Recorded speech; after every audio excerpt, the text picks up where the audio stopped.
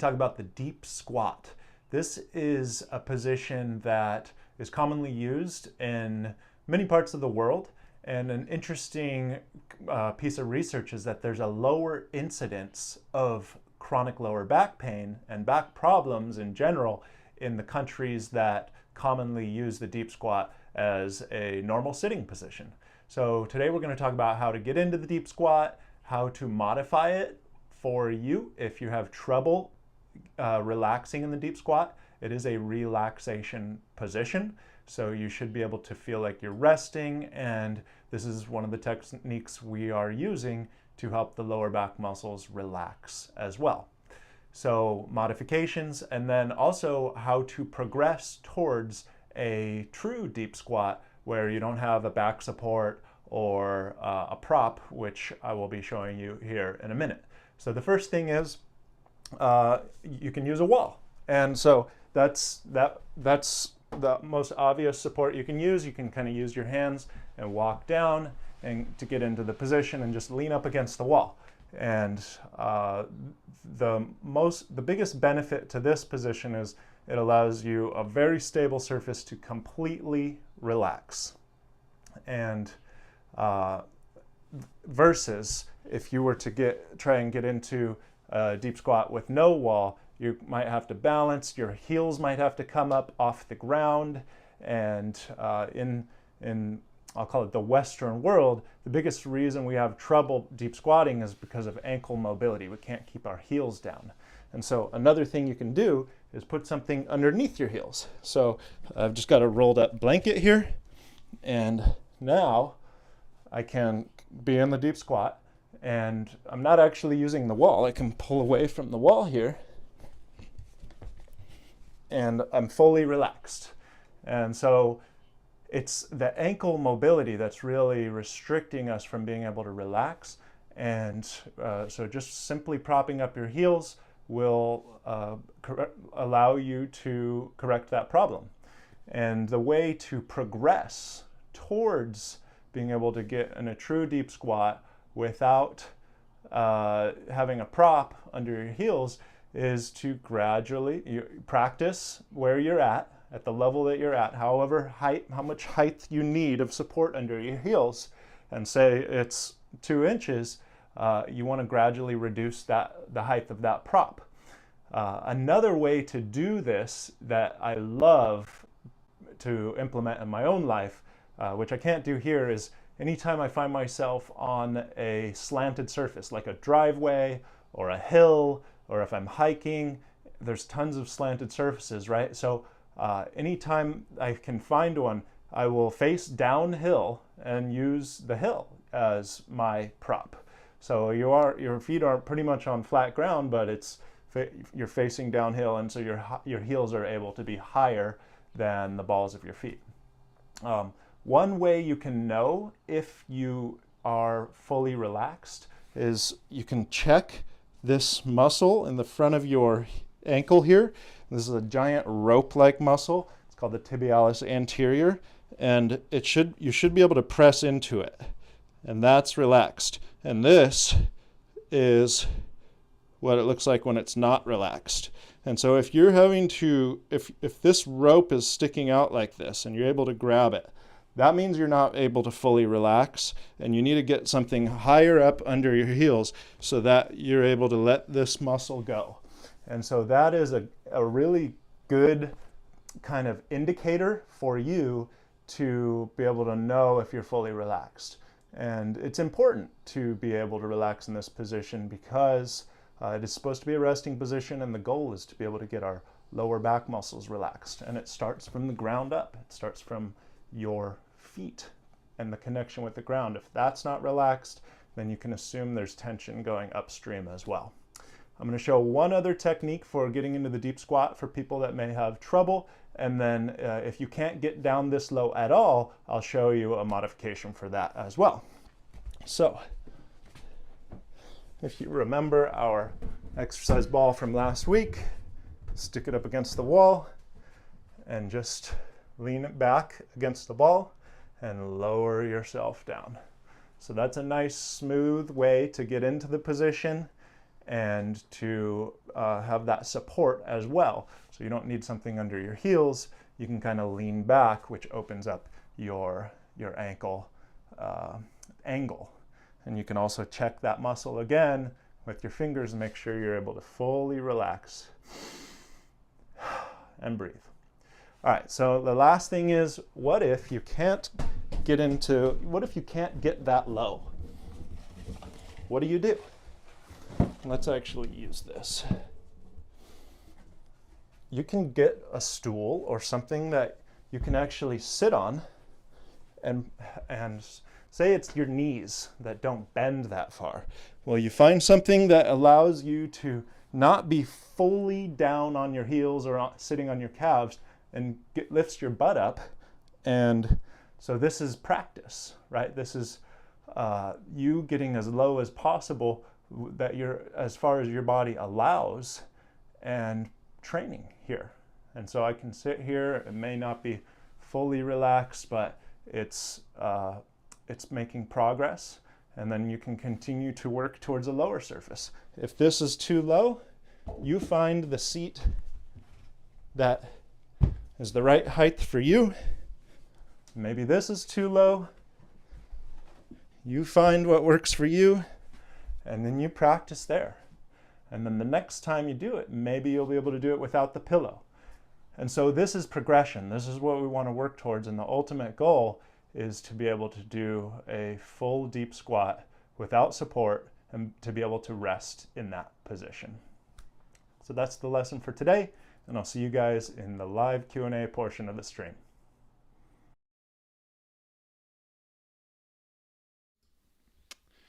All right. Welcome to the live Q&A portion of the stream. Hopefully my volume and mic is all working for you, and hopefully you enjoyed that little flow about the deep squat. And one thing that I kind of forgot to mention in that video that was just made right before going live here is that you really want your weight, you want to feel your weight going through your heels. Okay, so that is the ultimate way to be able to relax all the muscles. And if the purpose of this position is to relax, then that's the ideal way to do it. If the more weight that's going through the balls of your feet or the front of your feet, you're going to be pushing back at that with your calf muscles and other muscles around your ankle. So when the weight goes through your heels, it's kind of like it's more structural support. The weight going straight up through your leg, and it's the bone holding you up rather than muscles and tendons and stuff like that. So that's one thing I kind of wanted to throw in there. And yeah, so let's get into the live Q&A. Before we do that, I got an announcement to make. Well, the first thing is today is my wife's due date for having our first child. So, we're just waiting with anticipation, but and I probably should be with her right now, but we've been able to spend a lot of time together the last few weeks, I'd say, and so since she's been on maternity leave, so I figured I'd be here for you guys today because there's a lot of questions this week, but I won't be able to get too far into the details with every single question. So I'm going to try to do my best to kind of group questions together and give more generalized answers that are going to help everyone. And I think that's generally the best way to go anyways, because when you get too much into the details, it can convolute the true focus, which is generally, it's a goal that everyone can have in common, which is seeking muscular balance, and there are strategies for that. So that's what we're going to focus on today. And before we get into the specific questions, we do have our weekly tradition of the Student Hub Student of the Week. So this week's Student of the Week is Troy Nichols. And I'm happy to be able to give you a free month to your membership, Troy, because we've just been seeing how much you've been contributing in the Student Hub. And really, the best thing about it is how you share your breakthroughs and your aha moments for the other students.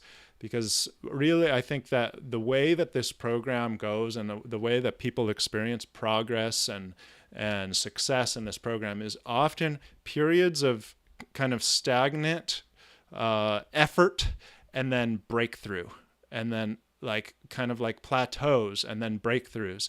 And there are periods where you make progress like this, but I promise for every student at a certain point you have a breakthrough, and it might happen between week 2 and 4 commonly, or it may happen later.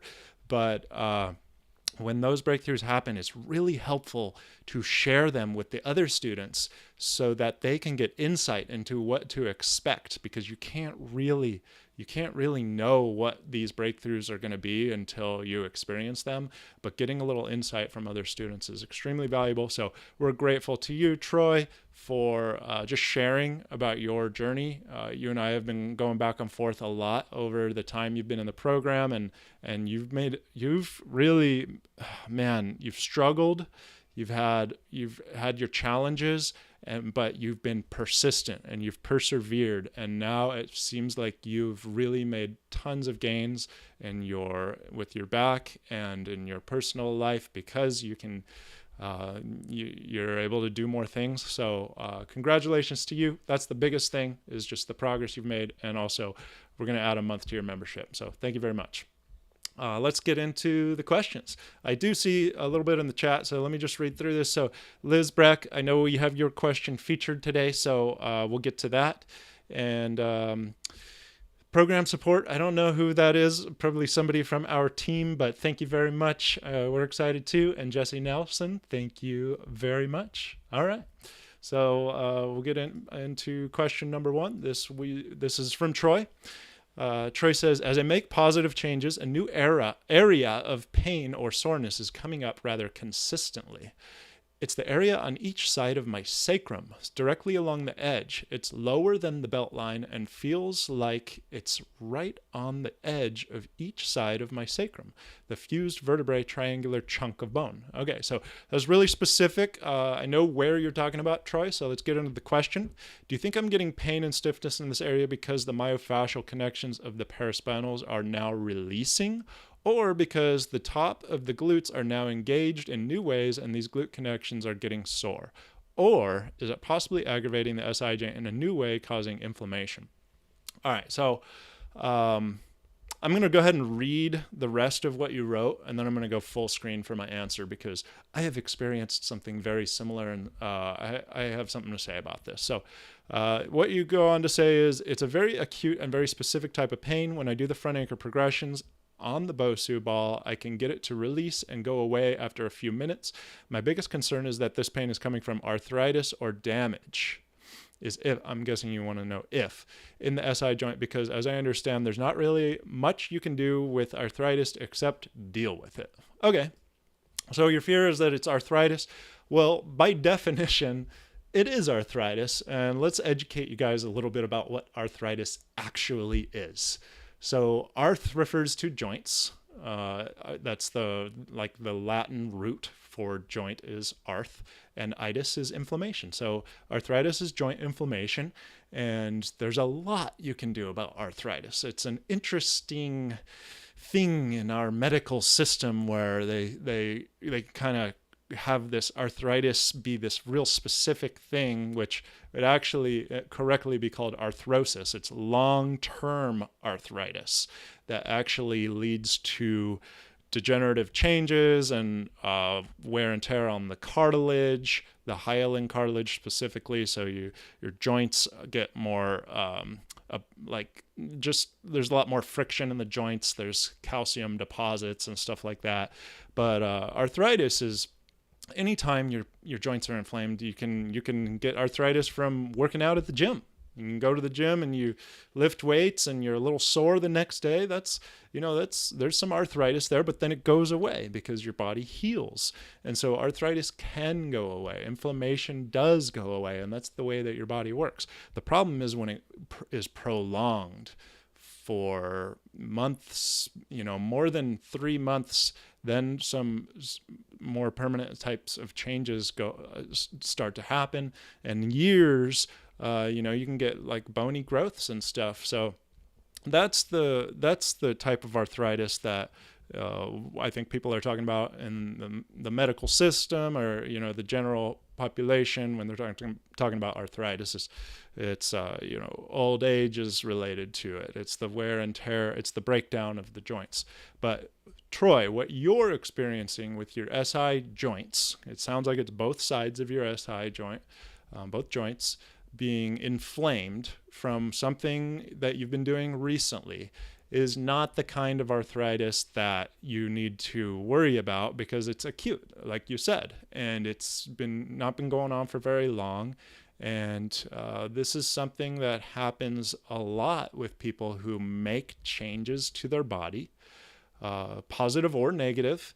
The new pains and new feelings develop. And so maybe you've released, I'm not going to pretend to know, Troy, what exactly is happening in your body, but I'll give you a hypothetical. So you had this chronic lower back muscle tension for however many years, and you've recently changed the muscular balance in your body.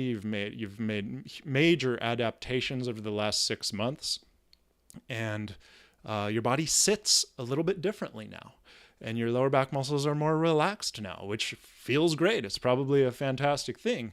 But as a result, there is a chain reaction, and the rest of your body is going to have to adapt to that. And it's figuring out how to do that.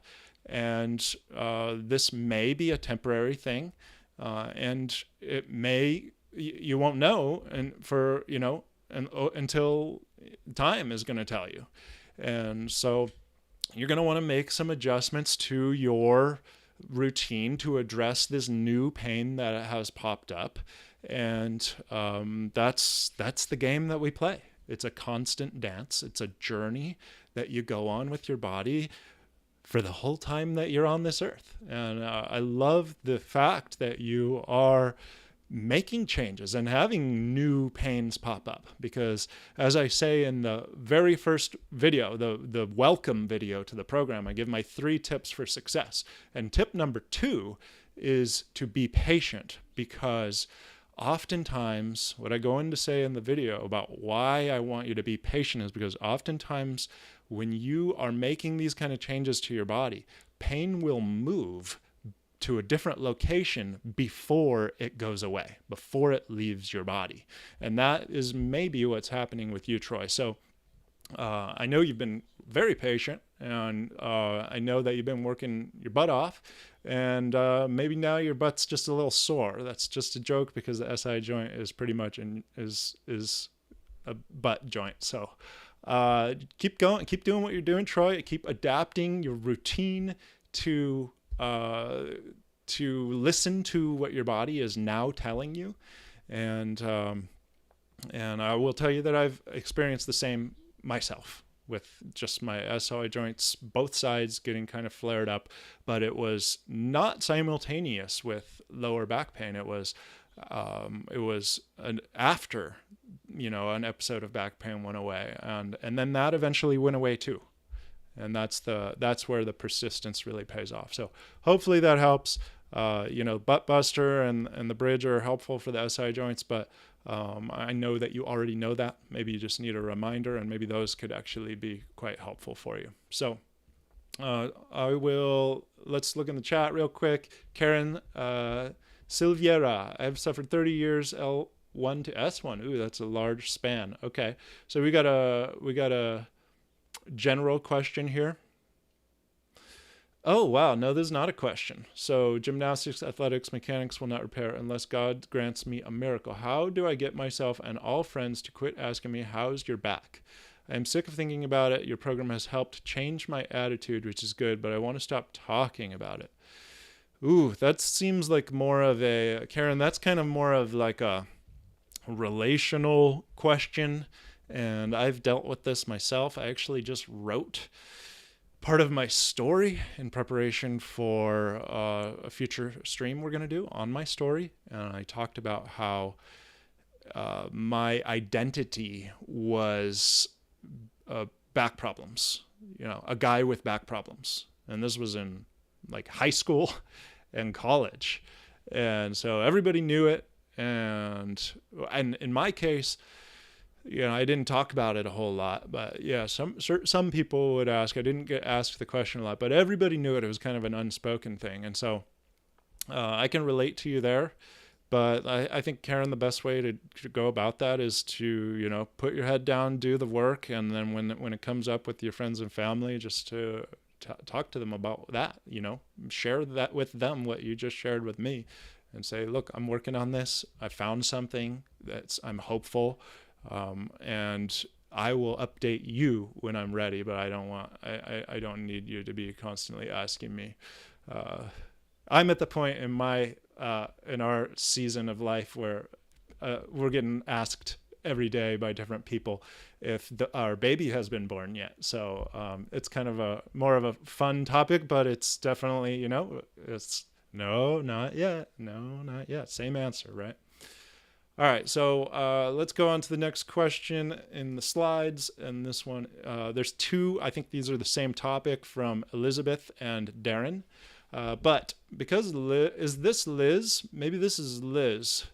Liz, you're in the chat. Yes, it is, because it's Liz Breck and Elizabeth Breckenridge. So here we go. And I'm going to read Darren's as well, because I think they're the same topic. So my hips are totally uneven and have been on and off to some degree for years. When I have a back episode, I end up even more shifted and crooked. Why does this happen, and how do I fix, and how much of an impact is that having on my overall pain and health?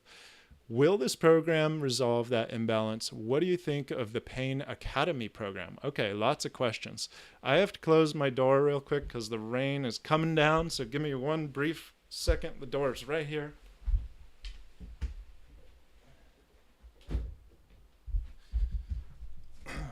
All right, I'm back.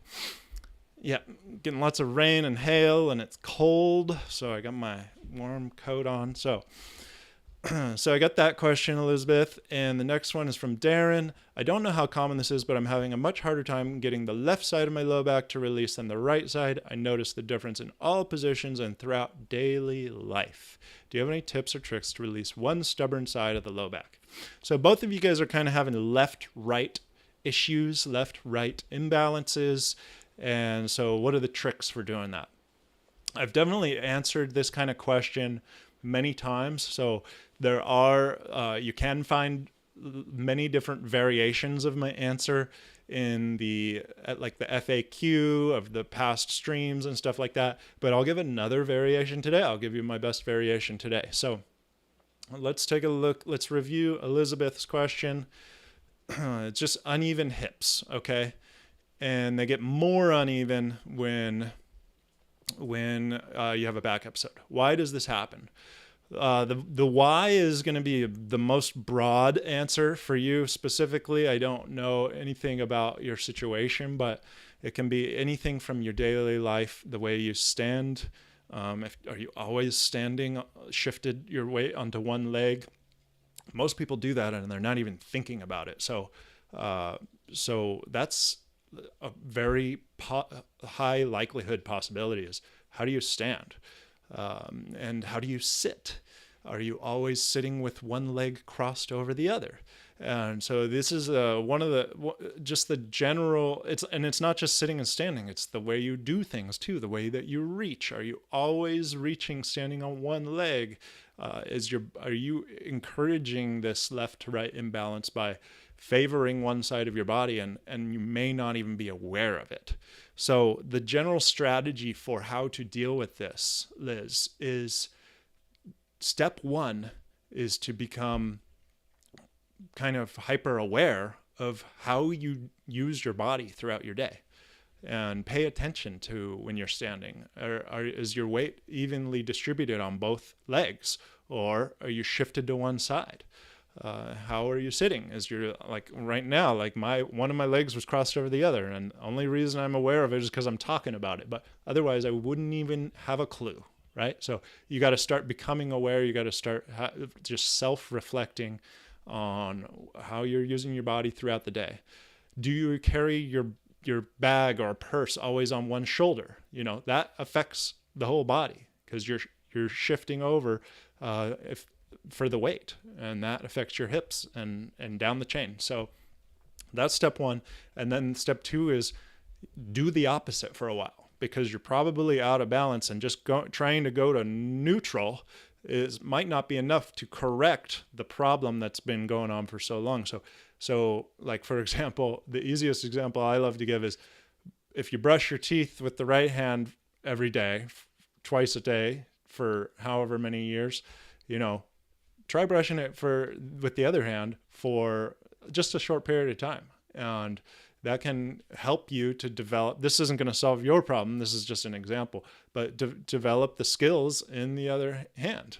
And so however you stand, shifted to one side, stand on the other leg, cross your leg over the other way, the opposite way, put your purse on the other side. So that's step two, is to just kind of do the opposite for a while. And so then that's kind of your first question, is how does this happen? How do I fix it? How much of an impact is that having? It definitely has an impact on your spine. If your hips are out of balance, your spine is definitely taking a toll, because if you look at the guy in the background right here, the spine is coming off of the base, which is your pelvis. And if the base, the foundation is crooked, then the spine is going to be coming off of a crooked foundation. It's not going to function as optimally. Everybody has slight degrees of variation, like up to 1/4 inch or even more, 3/4 of an inch. But if we're talking like over an inch or 2 inches of imbalance, I think that's significant enough that you want to actively address that. Will the program resolve this imbalance? So back to your question, the program is primarily in the first phase geared towards front to back. So if you look at the skeleton right here, I can't get my mouse over there, but we're addressing front to back sagittal plane imbalances. That has to be stabilized, and you have to develop control in the sagittal plane, front to back, before you can successfully address left to right or frontal plane imbalances. So that's why the program is designed this way. But as we go through the program, we start to address left to right, side to side imbalances, and you can also start to address them as early as module 1, because any exercise you're doing that's not perfectly symmetrical, for example, the back anchor marching in day 3, so you're doing left, right, you may notice a difference in your ability in left to right to do the marching. And so the strategy you want to take is you want to spend more time, more focus, more effort on the side that's more challenging, more difficult to do. If you're talking about the bridge, you may notice that you're able to get one hip up higher. We'll put more emphasis, more effort on the side that's more challenging. And so that's the strategy you want to take to resolve it. And so, the program is just a vehicle. How you drive the vehicle is really where it is the most successful. And so with your intention throughout the program, module 2, you're doing some left to right marching with the front anchors. Module 3, you're doing the front anchor challenge, which is an excellent exercise to address left to right imbalances. Module 4, back anchor challenge, absolutely. And then at a certain point, you get to the single leg bridge. That's like the ultimate way to address left to right hip imbalances. So yes, you want to address it. Yes, it can be contributing to your problem. And yes, you can take an approach in the program that highlights this and really throughout the program focuses on this correction. But you, again, have to get the front to back stabilized first, or your spine will just twist, or you'll just have a twisting effect if you just correct left to right and you don't have that front to back stability. So I hope that answers your question, Liz. And Darren's is similar, but it's a little bit different. Any tips or tricks to release the stubborn side? So, this is a hard one. I've had this in the past where it was like my left paraspinals. And I remember being in PT. I was real young. I was a patient in PT, and they were trying to get me to stretch just one side of my back. So like, it was a female PT, and she was getting me to like want to stretch one way just to stretch my left side. And I was like, does this really work? Like stretch the one tight side? It didn't work. So it's not about stretching, Darren. It's going to be more about finding out why that side is tightening up. Okay, is there a pelvis, an unlevel pelvis? Is it trying to protect an injury on that side, or maybe even the opposite side? Or is it related to your hip mobility? I would check your hip mobility. If I was a PT and I had you as a patient, I would immediately go to your hips and say, all right, how does the right hip move? How does the left hip move? And you can check that yourself. Try the deep squat from earlier in this stream, the beginning of the stream. Can you feel a difference in your hips? That's maximum hip flexion. And try some other hip types of stretches or movements and see, okay, one hip moves a lot better than the other. Oh, that hip that doesn't move very well is on the opposite side. Oftentimes, you're going to find that the hip that's less mobile and more restricted is on the opposite side of the problem. So if your left side is the tight side of your low back, I would jump to a conclusion that the right hip might not move as well. And so you want to work on improving the mobility of that right hip.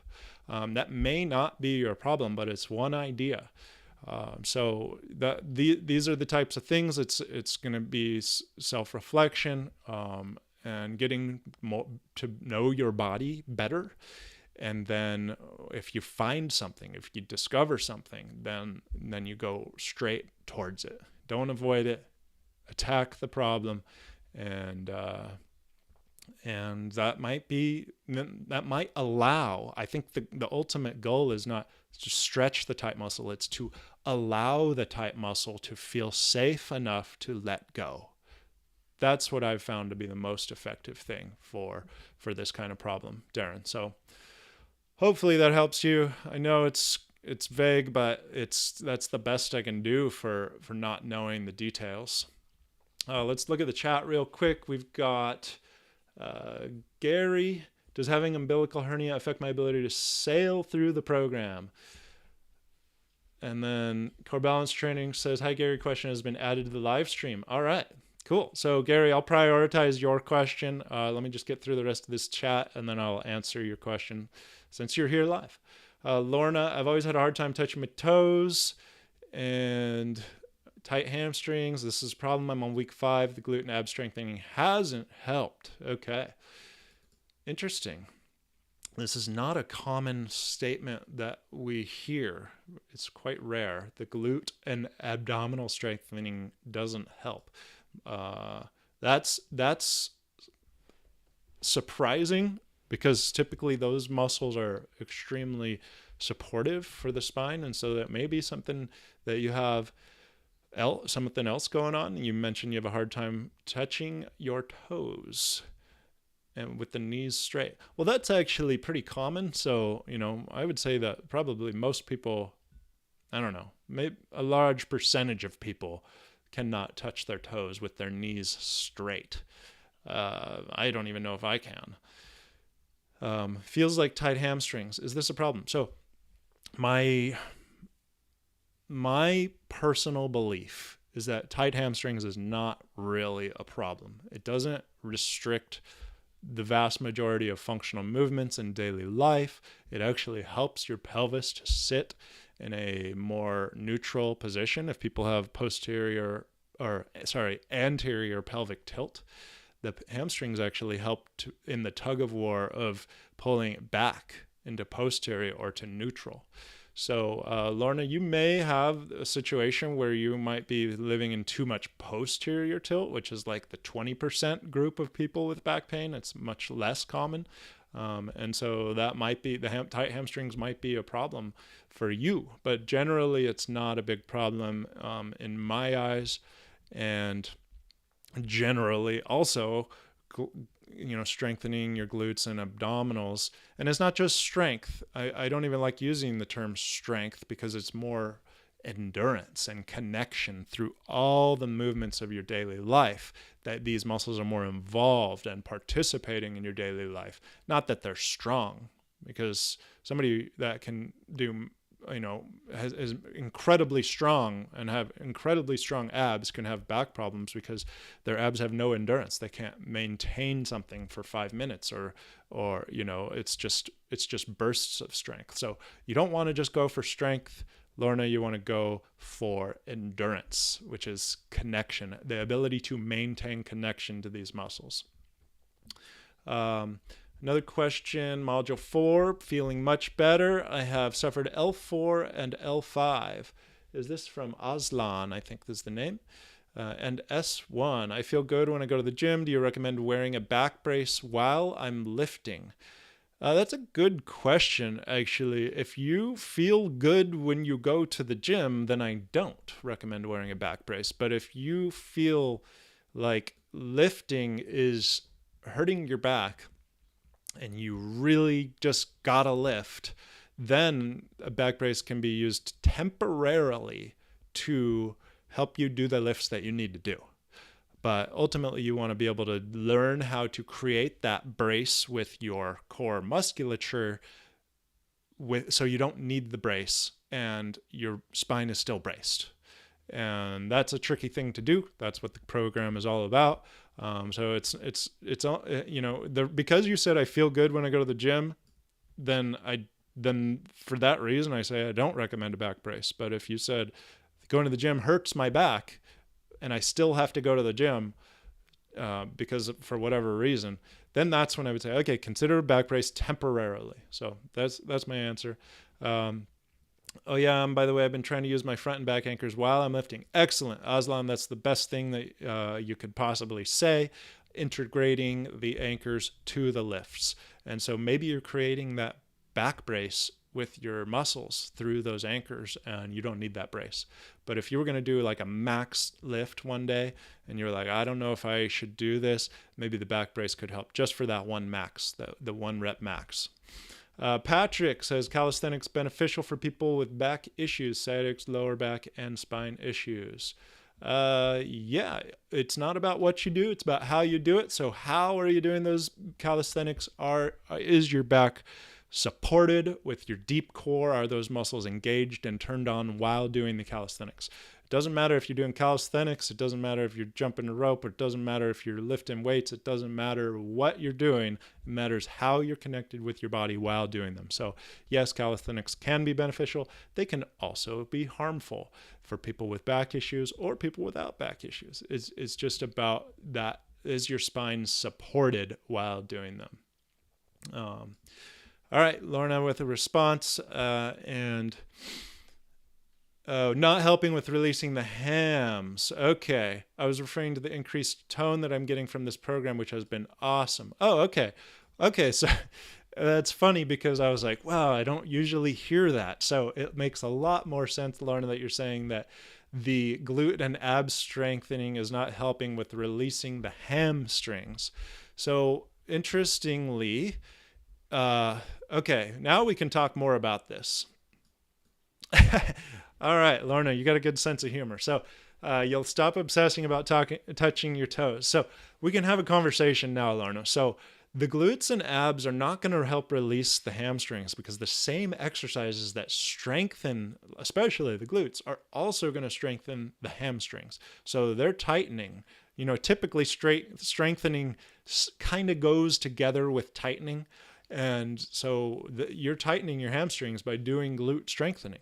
Now, if you really wanted to release your hamstrings, you would want to strengthen the opposite muscle and get that reciprocal inhibition, which would be like the quads. But I don't recommend that. And again, I don't have a problem with hamstring tightness, and quad tightness is contributing to chronic lower back pain. So we want those tight hammies to help release the quads and the hip flexors. So that's the point.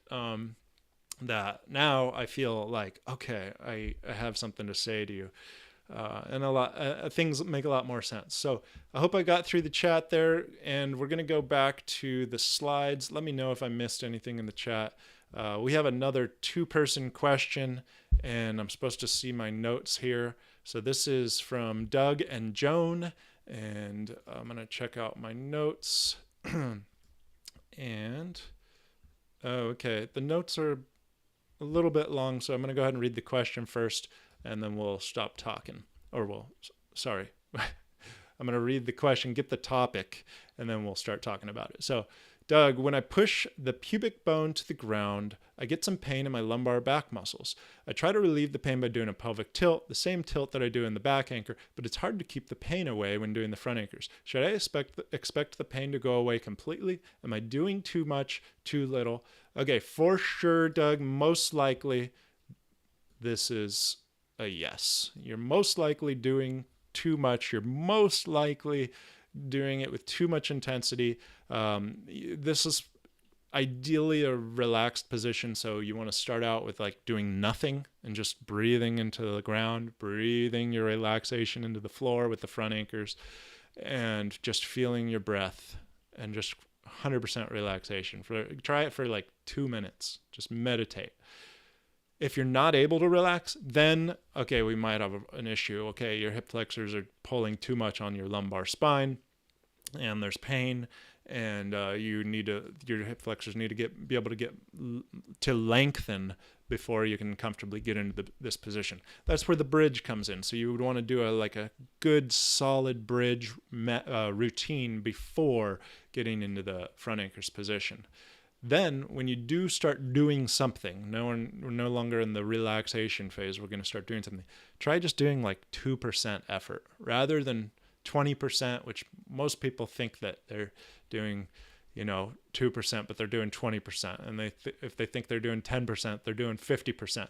Really, really turn it down. And that area is where you're going to be able to get the most benefit. Okay, so let's read Jones and see what she has to say. I'm not able to figure out the front anchors challenge. Okay, this is a different exercise. So this front anchors challenge is from module 3. I'm not able to get myself to anchor the pubic bone. I'm confused about how it is supposed to move in order to correct the naturally swayed back. Okay. Your instruction says that the pubic bone comes forward toward the ground, but the ground is down. If I move my pubic bone toward the ground, it seems to make the sway in my low back worse. Okay, so I think there's a little bit of confusion about where your pubic bone is. Because if you're swaying your lower back or arching your lower back to get closer to the ground, your pubic bone is actually going farther away from the ground when you arch your back, because the pubic bone is at the bottom.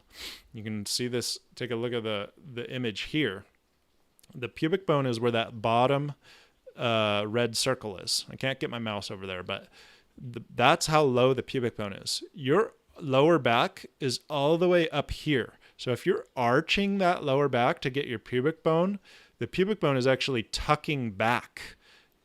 It's going back between your legs and getting farther away from the ground. So the way to get the pubic bone closer to the ground is by unarching the back, by flattening or rounding the back. If you went into a camel, where you were in the camel portion of your pubic bone would be forward towards the ground.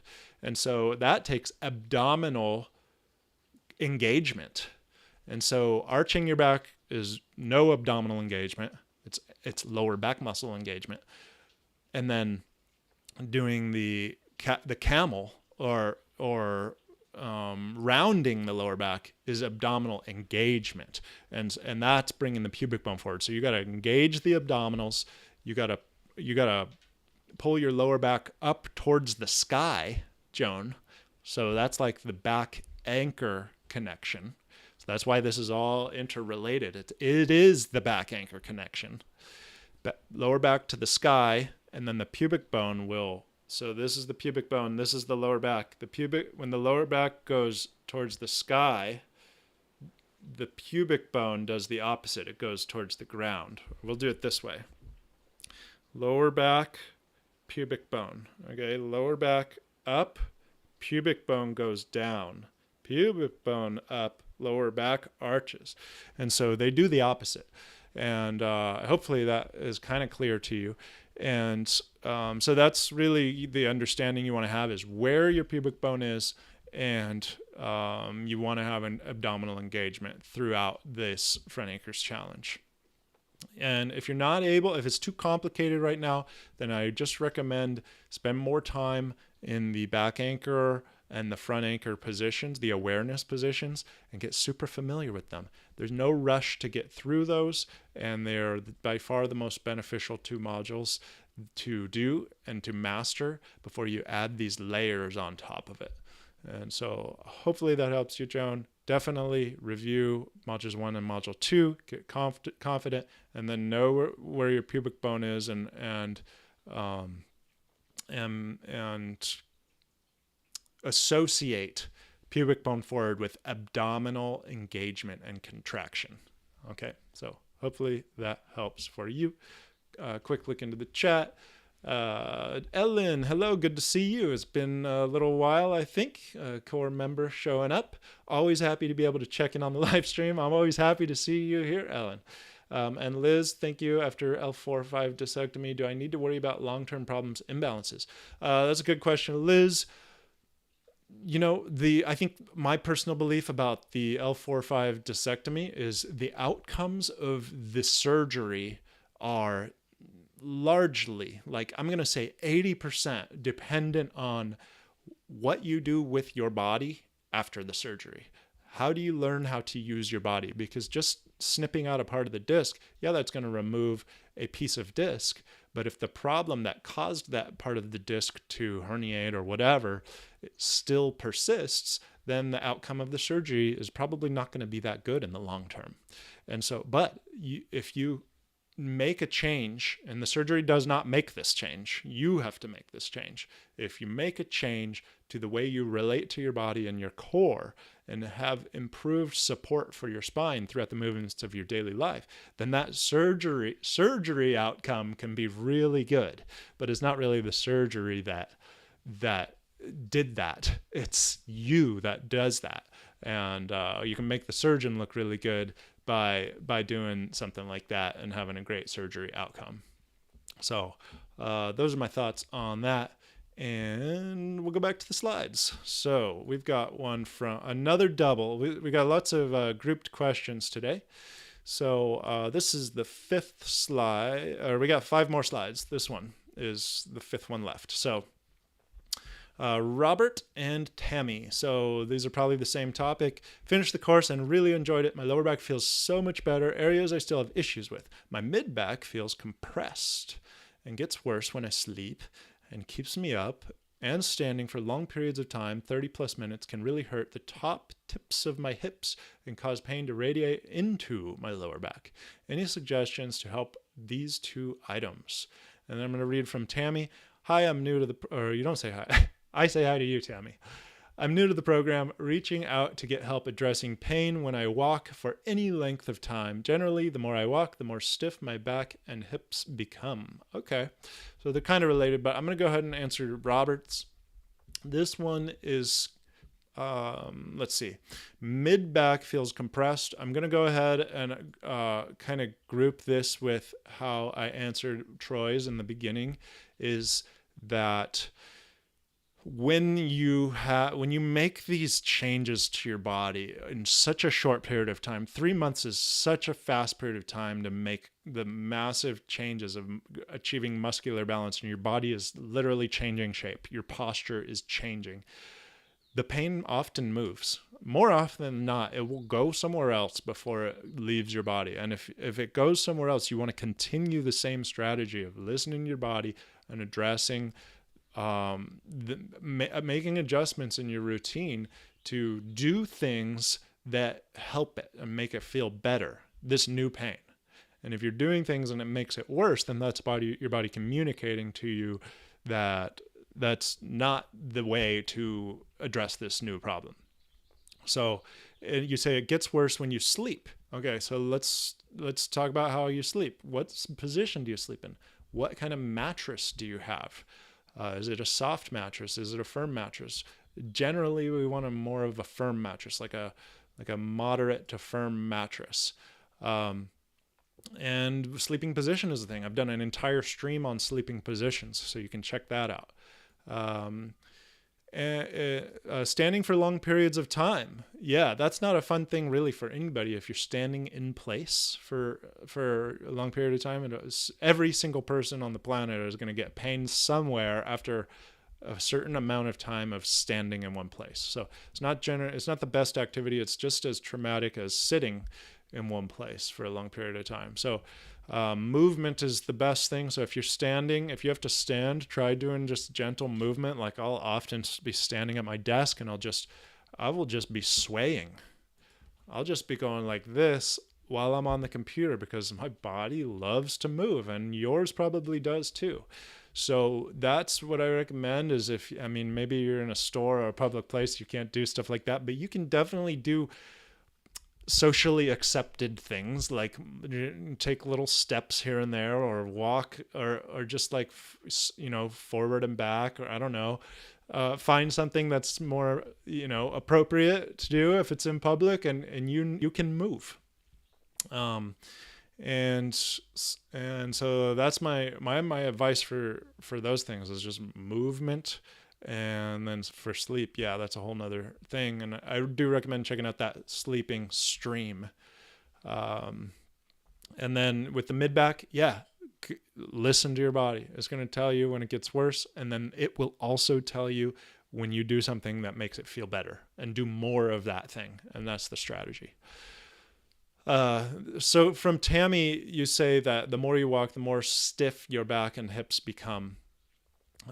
So that's going to be just a general sign, Tammy, that the pattern of muscles that you're using, the synergistic group of muscles that you're using to walk, are not sustainable. They get tired really quickly, and your back is really involved in the way that you walk. And so that is something that the whole program's goal is to correct, is to try to develop new, healthier movement patterns, and to also bring your body back into balance. Those are two goals of the program. They're completely overlapping each other, because in order to have muscular balance in your body, you have to have healthy movement patterns. That's how you maintain the muscular balance.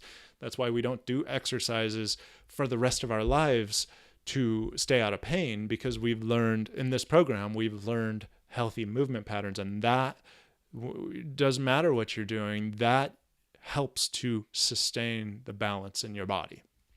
That's the ultimate goal. That might take a year to be able to achieve that, but you can definitely make progress, in the first couple of weeks for sure.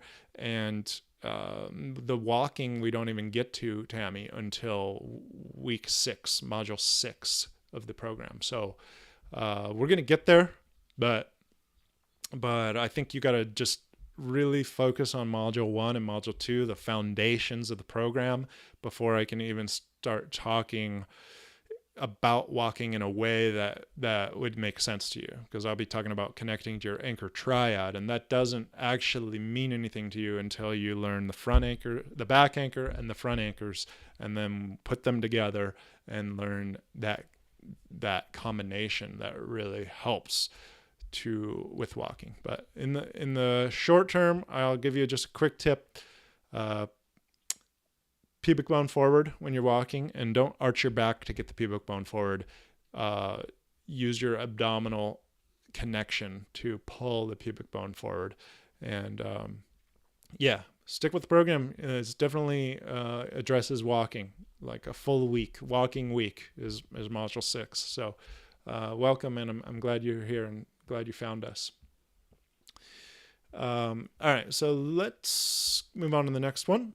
I'm just taking a look in the chat real quick, and nothing new. So Amanda says, I know you've addressed this many times, but when I get a clicking sound when lowering and raising my leg. You say to only go to where you don't get the clicking. Yeah, that's exactly right. I'm glad you listen and are reading the FAQs, Amanda. Does that mean have your leg at 90 degrees and barely drop it down and back? Or does it mean having your leg on the floor and only go up to where it doesn't click? Oh, that's a fantastic question. I should probably clarify. So what I mean is you have your leg at 90 degrees and you only drop it down as far as you can and bring it back up to 90 degrees without the click happening. You don't go lower than the click at all, ever. I mean, you can. It's not going to be the end of the world. But in order to train your body to be able to go a little bit farther without the click, you don't want to encourage that click. You don't want to make the click happen over and over again. We're trying to make it go away. So you want to make it happen less and less. So if you can go to 93 degrees and back. I'm glad you used degrees because it makes it easier for me to explain this. Without the click, 93 and back without the click. And then tomorrow you can get to 94 and back without the click. But if you went to 95, it would click. Then you stop at 94. And then the next day, maybe you can go to 95 and back without the click. And that's progress. And that is a major, major win. Even 1 degree with this kind of progress is a major win. So great question. You say my left SI joint clicks halfway point every time, and I don't know if I should work above the click or below. That makes sense. So hopefully that makes sense to you, Amanda, and we're moving on to the next one. This is from Tani. I'm doing the plank push-up and can hold it for about 15 seconds. When I finish and go to get up, my knees hurt right above the kneecap. I don't typically have problems with my knees, so I wonder why that movement would cause pain in such a weird place. It does not last. After about 10 seconds, it feels normal. Thoughts? Let's see. It does kind of depend on whether you're doing the plank and push-up in the full position or the modified position. So if you're doing it in the full position, it would, to me, just mean that you're a little sore from the quad. So it's going to be your quad muscle. And right above the kneecap is the attachment of the quad right into the kneecap. It's where the tendon begins. And so it's a little bit of tendinitis. And it's being strained because you're maximizing your quad contraction in the most shortened position of the quad. Kind of. Some of the quads. 3 of the quads are in the most shortened position that they could possibly be in, and you're maximally contracting. And when muscles are in the most shortened position, it's not optimal for functioning for those muscles, and they like to be in the mid-range when they're maximally contracting. So it's just a little bit stressful for the muscle, and that reflects into the tendon, and that's tendinitis. So that's my guess. If you are in the modified position, Tani, then it may just be your kneecap interacting with the ground, and it just adds a weird pull on the kneecap is not able to move the way it normally would because it's contacted with the ground, and the quad might be needing it to move and it's not. But the main thing that I would focus on is you don't have problems with your knees, and it does not last. It goes away after 10 seconds. I don't know that it's something that you should even worry about. If it were to persist, then at that point, you can start to worry about it, but I would put it out of your mind. It's great that you're listening to your body, but 10 seconds of pain is to me, we got bigger things to worry about. So yeah, glad you asked, and it was an interesting thing to read. Yeah, I haven't actually, I don't think it's something I've heard before. So I'll take a quick look into the chat from Liz. What is that hip clicking when you raise and lower your leg? I have it too. Oh, Liz, for sure. You're going to want to check out the video on our Core Balance Training YouTube channel. You're on YouTube right now, so just click the, right now or after the stream, click the button to go to our channel, and then find the video about SI joint. I don't know. The full stream is like 2 hours long. It's like SI joint best practices, but we shortened it into like an 8-minute video. And it's about the SI joint. We have 2 videos out of that stream. One is about the belt, and one is just about the SI joint, like what to do and what not to do. Watch the one about the what to do and what not to do. That'll explain everything to you, Liz, and it's a pretty great video. So that will tell you all about what's happening. It's your SI joint clicking, and it happens because the hip flexor is pulling on it. So that's the short version. Hello, Guillermo. Glad to see you. Core member showing up once again. Guillermo's probably been to more streams than most, maybe not all. I think there's a few contenders there, but love seeing you here, Guillermo. We got a question from Daniel. Do you have any recommendations or adjustments to the exercises for folks with diastasis recti? We have had multiple people that I'm aware of, and probably others that I'm not aware of, go through the program with diastasis recti and have great success. My only recommendations would be to spend tons of time on module 1 and go super low intensity. There's no benefit in overdoing it for you and for really anyone. The lower the intensity, the better. The longer you can spend there, the better. You will get tons of benefits, and module 2 as well.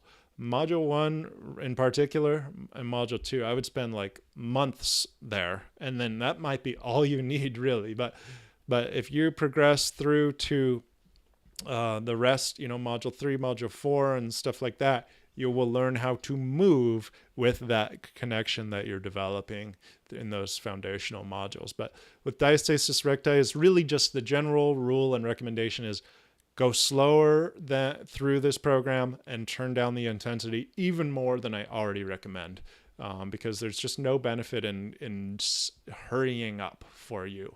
The patience will be key for you. Hopefully that helps, Daniel.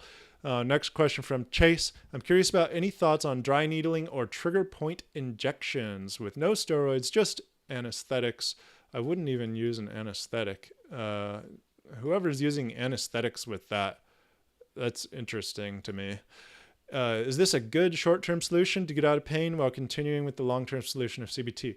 I love this phrasing of your question, Chase. Yeah, it is, actually. Surprisingly, I am open to short-term solutions. And this is one of those ones where I think it's highly effective. I will give an example to people. So trigger point needling or dry needling is just sticking just needles with no medication or anything, just sticking needles into knots in your muscles. And it's so effective that you could get a knot to release in 1 minute of dry needling, like a knot in your trap or a knot somewhere in your body, a muscle knot. You could get it to release in 1 minute, where it would take 15 sessions of massage therapy to get that muscle knot massaged out of your body. Like 15 weeks or 15 sessions of massage. Like, I'm serious. It is highly effective because you're working with electricity. You're releasing stagnant electricity that's balled up, and it goes and it releases instantly. I mean, it happens instantly.